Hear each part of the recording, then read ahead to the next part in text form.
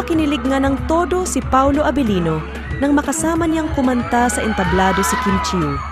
Makikita sa mukha ni Paulo sa sobrang kinikilig ito at panay ang hawak nito kay Kim Chiu.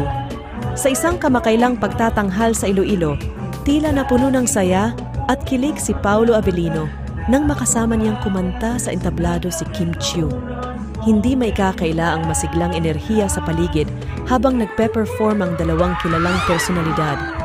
Sa mga litrato at video ng nasabing performance, kitang-kita ang malalim na kasiyahan sa mukha ni Paulo na tila lubos ang ligaya sa bawat sandali ng kanilang pagtatanghal.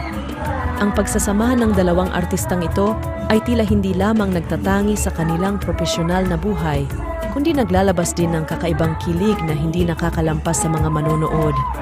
Marami ang nakapansin ng malagkit na tinginan at masiglang tawanan sa entablado na tila nagpapahayag ng mas malalim na koneksyon sa pagitan ng dalawa.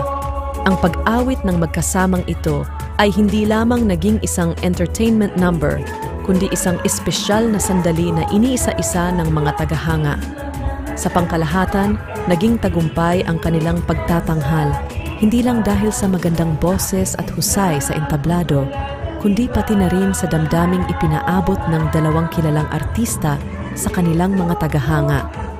Ang magkasamang pagtatanghal na ito ay nagdulot ng masayang sorpresa at kasiyahan sa kanilang mga supporters at tila ba nagbigay ito ng bagong kulay sa samut-saring proyekto at collaboration sa hinaharap para kina Paulo Abilino at Kim Chiu.